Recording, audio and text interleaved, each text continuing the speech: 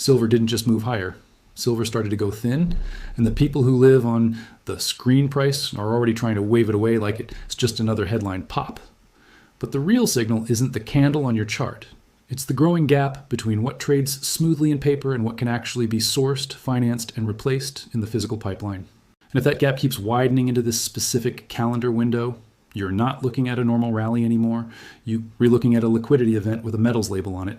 Stay with me, because by the end, you'll have a clean next 2 weeks checklist. The levels that matter, the signals that confirm or break the thesis, and the exact pressure points where this market flips from exciting to disorderly.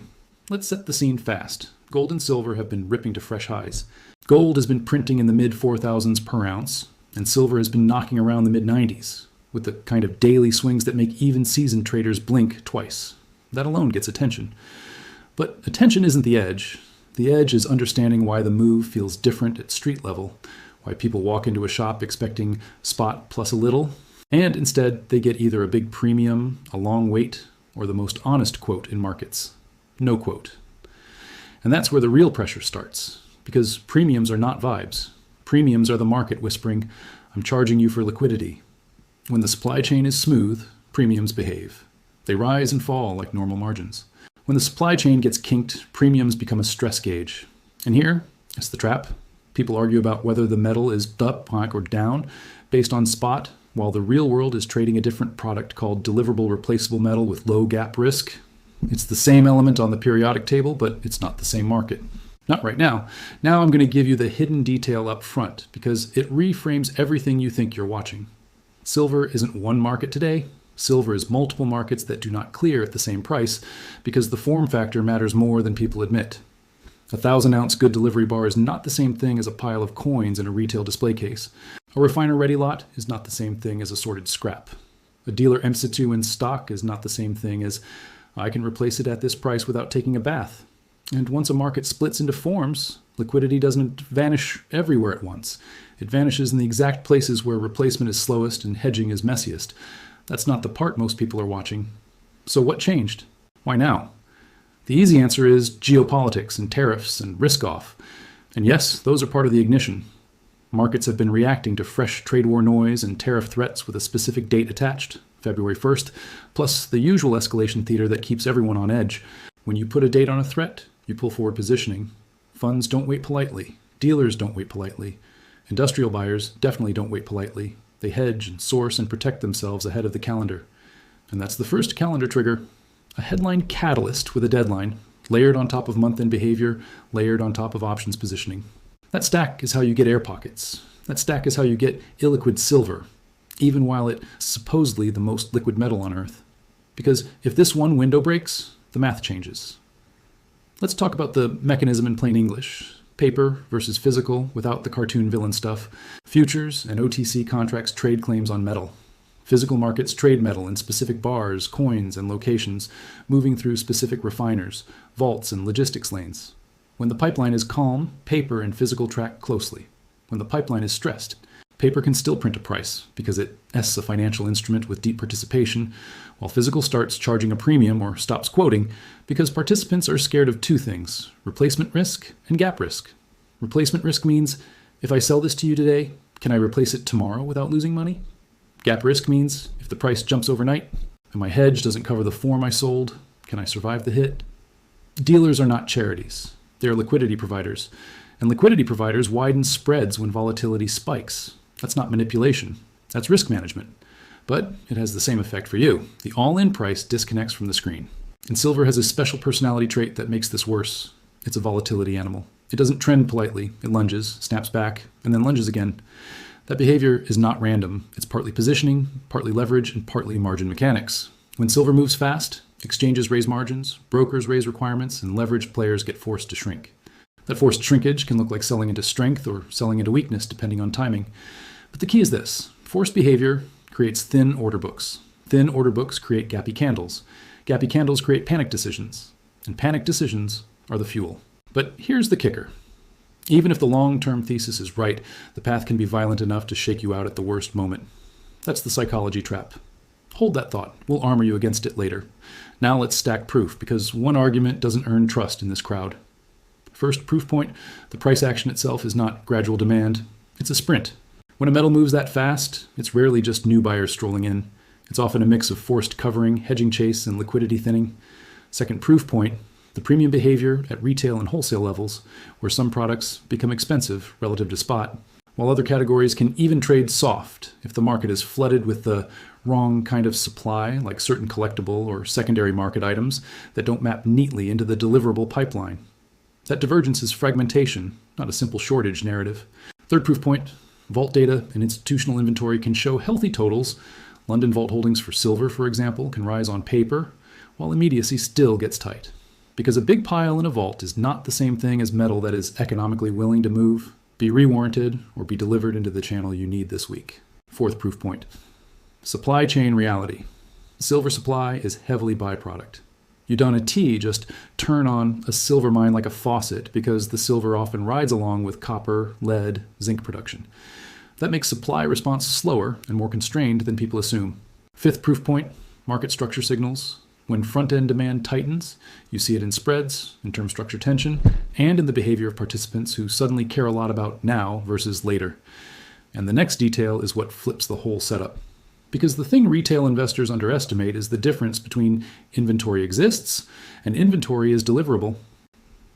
In exchange ecosystems, the metal can be categorized in ways that sound boring until it matters. Deliverable stock, eligible stock, registered stock. Call it what you want in whichever venue you follow. The concept is universal. Some metal is already positioned and papered to satisfy delivery obligations quickly. Some metal is simply sitting there, owned by someone, not necessarily willing to be mobilized. In a quiet market, that distinction doesn't matter. In a stressed market, it matters more than spot itself. Because when deliverable supply tightens relative to demand for immediacy, the market starts paying for time.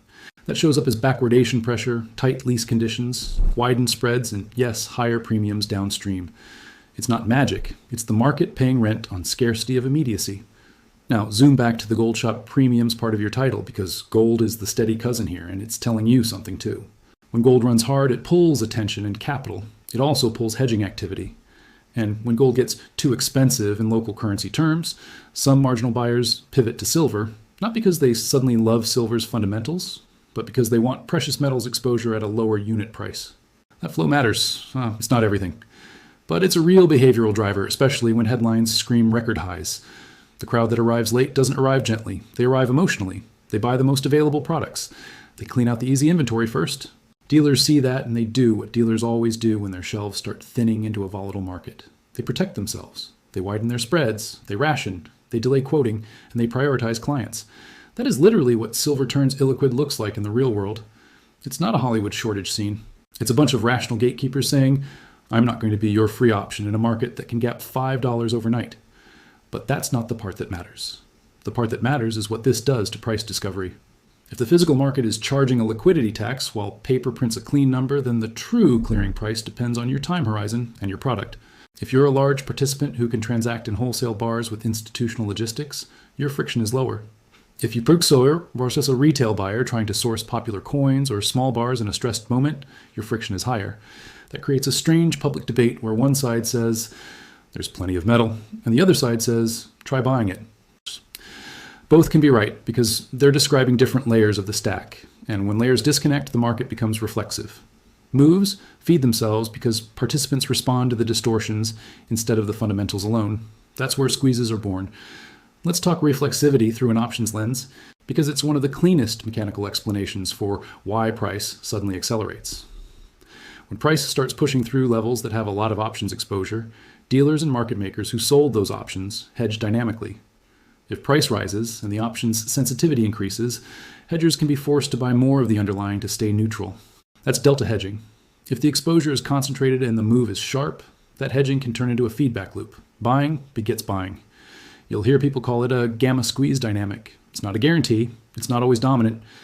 But in a market already dealing with thin liquidity and calendar catalysts, it can be the match that makes a small fire look like a blowtorch. And if you were wondering why silver can feel like it, as teleporting from one handle to the next, this is one of the reasons. Because if this one level breaks, the math changes. Now layer in the other forced behavior, short covering and margin.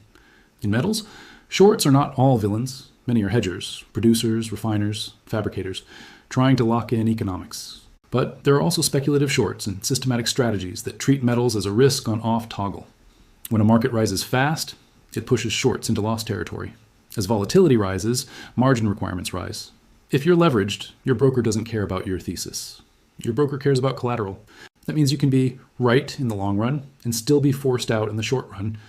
When enough players face that squeeze simultaneously, they buy back to cover. That buying adds to the rally. But here's the twist. Covering rallies can be sharp and then violent on pullbacks because after the forced buying, liquidity can vanish again. That's why you must be able to separate trend signal from noise. Trend is the sequence of higher lows and higher highs that holds key levels. Noise is the intraday chaos designed by the structure, not by a mustache-twirling person, to test your emotional limits. So where does inventory fit into this in a way that's evidence-driven and not fantasy? Start with institutional vault data as a reality anchor. Large vault systems can show substantial silver holdings, even rising. That tells you the metal exists in size, but it also tells you something else. A lot of that metal is sitting in institutional custody, not in the retail pipeline. And even within institutional custody, the question is not how many tons exist, but how many tons are willing to move at today's terms. In stressed periods, owners become sticky. They don't lend, they don't rewarrant, they don't ship unless they get paid. That stickiness is a form of illiquidity. It's invisible if all you look at is total holdings. It's loud if you watch the spreads and premiums. And that's where the real pressure starts. Now add supply chain constraints, because silver is not just a monetary metal. It's an industrial metal with a split personality. A large chunk of silver demand is industrial, electronics, solar, specialized manufacturing. Industrial buyers don't like paying spot plus panic premiums, and they don't like supply uncertainty. When volatility spikes and headlines get noisy, some industrial procurement teams pull forward orders. They don't announce it on social media. They just quietly secure supply. That behavior doesn't have to be massive to matter, because silver S market can be thinner than it looks once you net out long-term holders in institutional stock that isn't actively circulating. And because a lot of silver supply is byproduct, the supply response can lag. Refining capacity and logistics are real bottlenecks too. Metal can be available in one form, but not quickly convertible into the form the next buyer needs without time, cost, and counterparty risk. Time is the enemy of a volatile market. That's why premiums explode at the edges first. And here is a street-level symptom that people ignore because it sounds too small. Dealers stop buying, or refiners pause bids during chaotic moments. That can happen not because nobody wants silver, but because the bid-ask risk becomes unmanageable relative to the operational constraints. If a refiner can confidently price incoming material versus outgoing commitments in a market that's moving multiple percent a day, the rational move is to pause, widen, or selectively quote. That behavior freezes liquidity locally. Then you get a cascade, shops become cautious, secondary supply piles up in the wrong places, and retail buyers experience illiquidity as either high premiums or delays. That doesn't mean the whole market is out of metal. It means the transmission mechanism is jammed. And when the transmission is jammed, price discovery gets jumpy. Now, you might be thinking, okay, but if this is real tightness, why doesn't the spot price instantly reflect it everywhere? Because arbitrage is not frictionless. Arbitrage requires financing, trust, logistics, and time. In a calm market, arbitrage closes gaps quickly. In a stressed market, arbitrage capital gets cautious. Funding costs matter. Counterparty risk matters. And the spread you need to capture has to be wide enough to pay for all that friction. That means gaps can persist longer than people expect, especially when volatility is high and the calendar is loaded. This is why you can have the screen showing one thing while the street shows another. It's not a mystery. It's a cost of carry and cost of conversion story. Let's anchor this to what matters this week and next, because watching a big story without a roadmap is how people get chopped up. The near-term battlefield is psychological levels and structural levels. In silver, round numbers matter because they cluster orders and options interest. The mid-90s is already a pressure zone. The $100 level is the neon sign. Above that, the headlines get louder, liquidity gets thinner, and forced behavior increases. Below, you have to watch the first real support region where pullbacks either turn into a controlled retest or they cascade into liquidation. A clean, controlled pullback might find support in the low 90s, and then the high 80s becomes the line in the sand for whether this is a healthy consolidation or a deeper unwind. If silver loses the mid to high 80s with speed, you can get a fast trip to lower levels simply because the market is built on leverage and momentum, not because the long-term story died overnight. And that's not the part that matters. What matters is the confirmation signals. If this thesis is right, if silver is turning illiquid in the sense that immediacy is getting priced, then during pullbacks, you should see certain things hold up. Premiums should not collapse everywhere at once. Spreads should stay elevated, and the market should quickly attract bids near key levels. You should also watch for front-end tightness cues. If near-term demand remains intense relative to later months, that's a sign the market is paying for now. On the other hand, what would weaken the thesis? If premiums compress sharply across the board, if availability improves quickly on the most popular products, and if pullbacks slice through key support with no response, meaning the bid disappears rather than reloads, then you're likely seeing the rally cool into a more normal regime. Now, gold's roadmap matters too, because gold is the sentiment anchor. If gold holds above its own breakout zones, think mid-4,500s and especially the $4,600 area as a psychological pivot, then the precious complex retains a tailwind. If gold loses key support and starts trending lower, silver can still do its own thing for short bursts. But the broader wind becomes less friendly. Gold is the steadier ship, silver is the speedboat. When the ship turns, the speedboat gets tossed. So watch both. Now the psychology shield, because this is where most retail investors lose, not on direction, but on behavior. Volatility is used against you in three main ways. First, it creates recency bias. You see a giant green candle and you feel like you're missing your shot forever. Second, it creates regret loops. You buy, it dips, you feel stupid, you sell, it rips, you feel cursed, you buy again higher.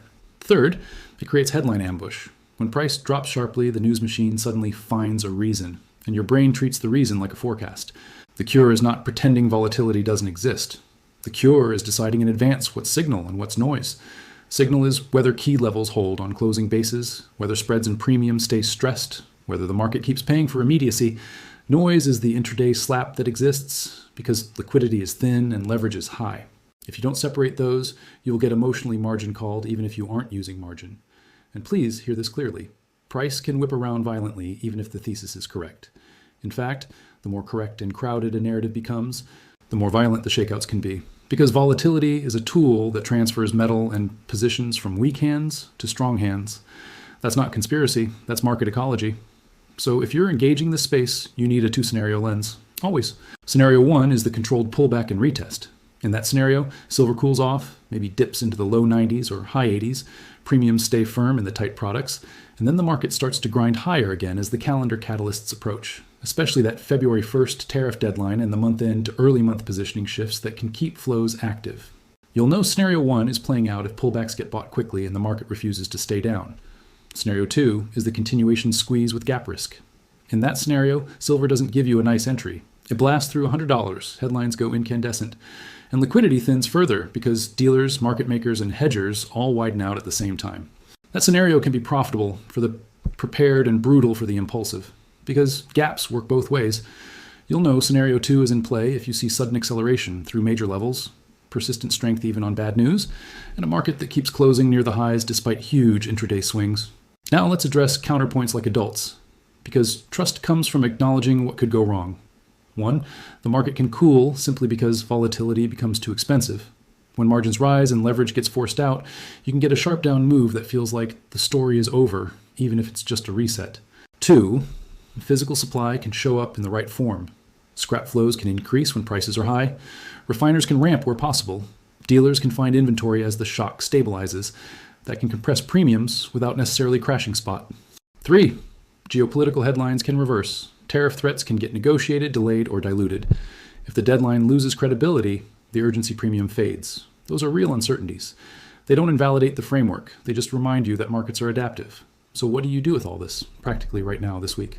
You stop staring at the spot chart like it's the whole truth. You watch the pressure gauges. You watch whether premiums and spreads are easing or tightening. You watch whether pullbacks are being bought in a way that respects structural levels. You watch for signs that liquidity providers are stepping back. Longer shipping times, fewer quotes, wider bid ask. You watch the calendar, because deadlines and expiries and month turns matter more when everyone's nervous. And you keep one rule on a sticky note. Never let a volatile market force you into a decision you didn't plan in a calm moment, because that's where the real pressure starts. Here's the clean next week checklist I promised. First, silver's psychological ceiling, the $100 zone. A clean push and hold above it increases the odds of scenario 2, the continuation squeeze, especially if premiums and availability remain stressed. Second, the first meaningful support band.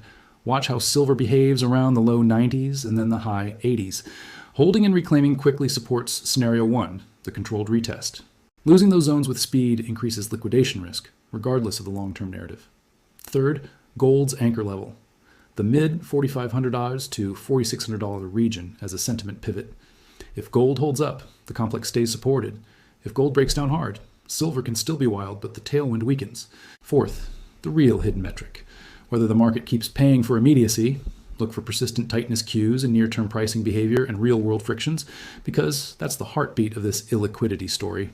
Fifth, the invalidation clue. Broad, fast premium compression, plus improving availability, plus failed rebounds at key levels. If all three show up together, the pressure is releasing, and you treat the market accordingly instead of clinging to a narrative. And one last thing, because this is the difference between being informed and being usable. You're not trying to win an argument about whether silver is scarce. You're trying to read a living system with incentives. Dealers protect inventory. Hedgers protect balance sheets. Funds protect performance into deadlines. Industrial buyers protect production schedules. Everyone is playing defense at the same time, and that's why the tape feels like it's breathing fire. If you can stay calm while the market tries to yank your emotions around, you'll see what others miss, the structure underneath the noise. If you're still here, you're already in the small minority that actually cares about mechanisms instead of vibes. Keep that energy. Stick with people who can argue both sides, who track the pressure gauges, and who don't get hypnotized by a single headline candle. That's the whole edge in markets like this. Process over adrenaline. And if you want, we can keep building this into a living playbook together. What to watch, what changed, what didn't, and where the risk really sits when the crowd gets loud.